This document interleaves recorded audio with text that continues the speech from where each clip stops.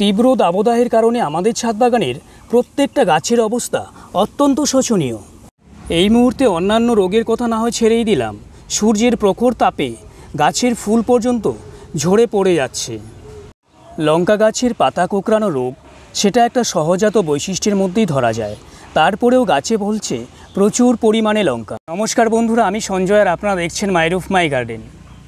প্রচণ্ড গরমের হাত থেকে গাছকে বিভিন্ন রকমভাবে বাঁচানোর চেষ্টা করতে হবে। তারপরেও আমাদের ছাদ বাগানে, সবারই ছাদ বাগানের কথাই বলছি, কিছু না কিছু লঙ্কা গাছ কিন্তু আছে।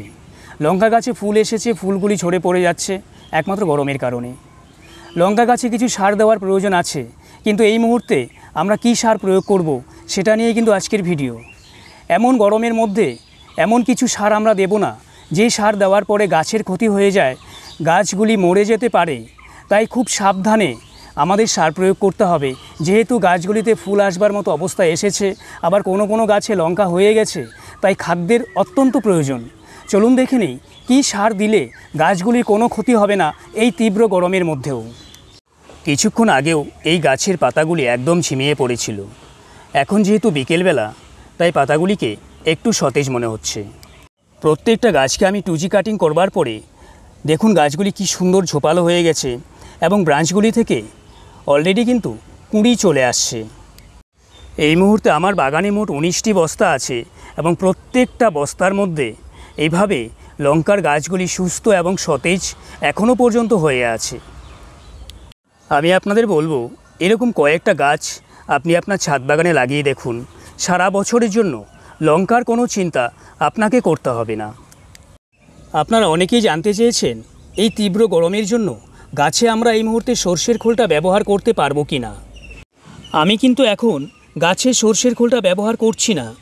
যেহেতু 40-42 ডিগ্রি তাপমাত্রার মধ্যে আমরা অবস্থান করছি, তাই আমাদের একটু অপেক্ষা করতে হবে। হালকা একটু শীতল যদি আমাদের পরিবেশ হয়ে যায়, তখনই কিন্তু আমরা সর্ষের খোল ব্যবহার করতে পারবো। আমার এই গাছগুলির চেহারা দেখে আপনারা অবশ্যই বুঝতে পারছেন এদের খাদ্যের কিন্তু কোনো ঘাটতি এখনও পর্যন্ত নেই। এরপরেও কিছু সার প্রয়োগ করতে হবে, যেহেতু গাছগুলিতে এখন ফুল আসবে। এই গাছগুলিতে কিছুদিন আগে আমি গোবর সার দিয়েছিলাম, শুকনো গোবর গুঁড়ো করে। এছাড়া কিন্তু কোনো কিছুই দেইনি। তাই সার দেওয়ার বিষয়টা এমনভাবে দেবেন, যখন একবার একটা সার প্রয়োগ করবেন, পরবর্তী সার যখন দেবেন তখন আর সেই সারটা দেবেন না, অন্য সার দেবেন। আমাদের যেমন রুচির পরিবর্তন হয়, গাছেরও কিন্তু একটা রুচির ব্যাপার থাকে।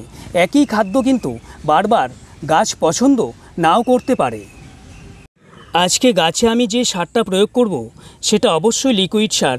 এখানে আমি 2 ধরনের লিকুইড সার নিয়েছি। এই দুটো সারই আজকে গাছে ব্যবহার করব।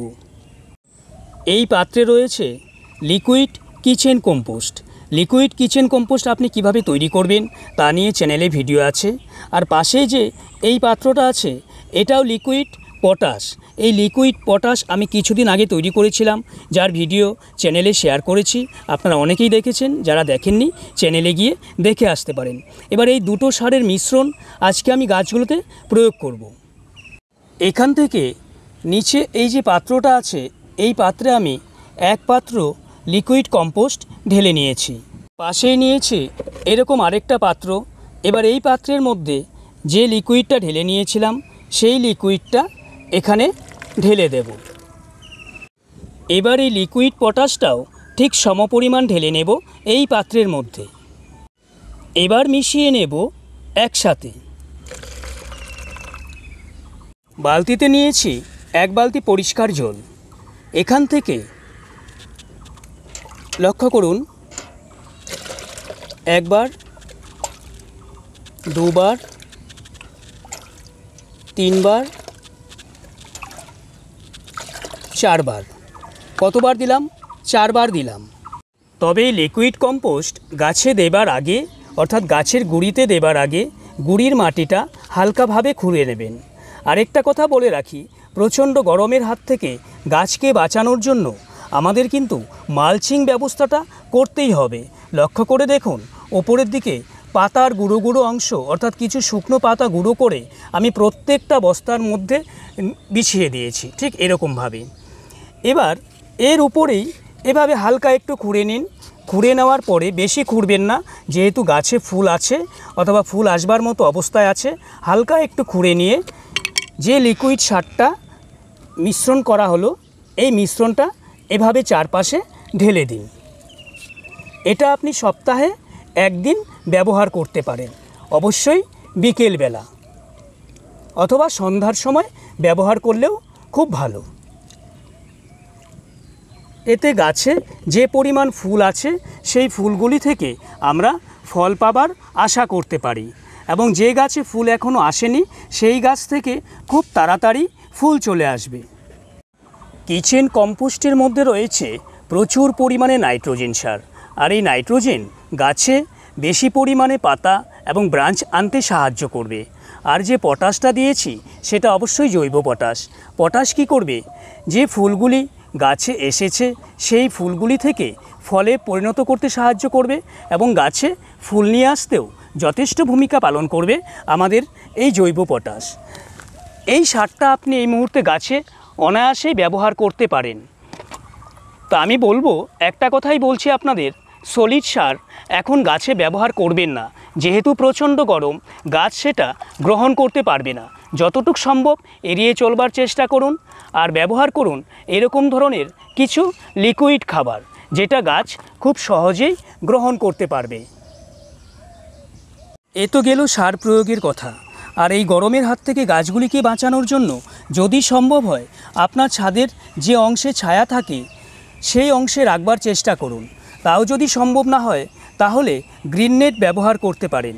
তবে আমার ক্ষেত্রে সেরকম প্রয়োজন হয় না, দুপুরবেলায় রৌদ্র লাগে আর বিকেলবেলা এবং সন্ধ্যাবেলা আমার ছাদে কিন্তু সেরকম রোদ লাগে না, আর সেই কারণেই গাছগুলি কিন্তু সুস্থ এবং সতেজ এখনও পর্যন্ত আছে। এবার একটু জেনে নিই চলুন লঙ্কা গাছের পাতা কোঁকড়ানোর সমস্যাটা নিয়ে। বন্ধুরা, আগেই বলেছি এটা একটা সহজাত বৈশিষ্ট্য হয়ে দাঁড়িয়েছে, অন্য কিছুই নয়, এটা কোনো রোগ নয়। সাদামাছির আক্রমণে পাতাগুলির এরকমভাবে কুঁকড়ে যায়। এরা কি করে, পাতায় বসে এবং কচি পাতায় বসবে, পুরোট পাতায় কিন্তু এরা বসে না। কচি পাতার রসটা যখন খেয়ে নেয় তখন পাতাগুলি এভাবে কুঁকড়ে যায়। তো আমার বাগানেও ছিল, কিন্তু এই মুহূর্তে অনেকটাই কমেছে, দু একটা গাছে এখনও পর্যন্ত আছে। এই রোগের হাত থেকে রক্ষা পাবার জন্য আমি বিভিন্ন রকমভাবে চেষ্টা করেছি এবং সফলতাও পেয়েছি, এবং অবশ্যই সেগুলি চ্যানেলে শেয়ারও করেছি। প্রথমত, যে ছাই, উনুনের ছাই হোক বা পাতা পোড়া ছাই হোক, সেই ছাইটা 12 ঘন্টা জলে ভিজিয়ে রেখে সেই জলটা ছেঁকে গাছে স্প্রে করা হয়েছে, এবং অবশ্যই সেটা পরের দিন সকালে পরিষ্কার জল দিয়ে গাছটাকে ধুয়ে নেওয়া হয়েছে। এভাবে সপ্তাহে যখন আমি দুবার করেছি, আমি কিন্তু অনেকটাই উপকার পেয়েছি। লক্ষ্য করে দেখুন, এই গাছটাতেও ছিল, কিন্তু বর্তমানে পাতা কোঁকড়ানোর রোগ এই গাছে কিন্তু নেই। তো আপনারা এভাবেও চেষ্টা করতে পারেন। আর সব সময় চেষ্টা করবেন গাছে রোগ আক্রমণ করবার আগেই যেন এর চিকিৎসা আমরা করতে পারি। সাদামাছির আক্রমণে আমরা জানি গাছের পাতা কুঁকড়ে যায়, তাই আমরা যদি আগে থেকেই বিভিন্ন জৈব উপায়ের মাধ্যমে গাছগুলি চিকিৎসা করি তাহলে কিন্তু সাদামাছি অতি সহজে আক্রমণ করতে পারে না এবং গাছগুলি পাতা কোঁকড়ানো রোগের কবলেও পড়ে না। আমি চ্যানেলে বিভিন্ন রকমভাবে আপলোড করবার চেষ্টা করেছি, সবগুলি কিন্তু জৈব পদ্ধতির মাধ্যমে। পাতা কোঁকড়ানো রোগ থেকে শুরু করে গাছের অন্যান্য রোগ সব কিছু নিয়েই আমার চ্যানেলে ভিডিও আছে। আমি আশা করছি আপনারা বুঝতে পারছেন, সার দেওয়ার কথা বলতে গিয়ে অনেক কথাই হয়তো বলে ফেলেছি। আসলে পরিচর্যার কথা নিয়ে যখনই কথা বলতে আসি তখন অনেক কথাই মুখ থেকে বেরিয়ে আসে, যেটা শেয়ার না করে আমি পারি না। তো যাই হোক, চ্যানেলে দেওয়া তথ্য যদি আপনাদের কাছে উপকার বলে মনে হয়, যদি ভালো লাগে, তাহলে এই বন্ধুকে একটু সাপোর্ট করবেন, বন্ধু হয়ে বন্ধুর পাশে থাকবেন, চ্যানেলটা সাবস্ক্রাইব করে এভাবেই আমাকে সাপোর্ট করে যাবেন। প্রত্যেকে ভালো থাকবেন, সুস্থ থাকবেন। আর আপনাদের যে কোনো সমস্যা গার্ডেনিং ব্যাপারে যদি হয়, অবশ্যই আমার যে কোনো ভিডিওতে আপনি কমেন্ট করবেন। আমি প্রত্যেকের কমেন্টের যথাসাধ্য উত্তর দেবার চেষ্টা করি। সুস্থ থাকবেন, ভালো থাকবেন। দেখা হচ্ছে পরের কোনো না কোনো ভিডিওতে। আর আপনারা কী ধরনের ভিডিও দেখতে চান সেটাও কমেন্টে জানাতে পারেন, আমি চেষ্টা করব। সবাইকে নমস্কার।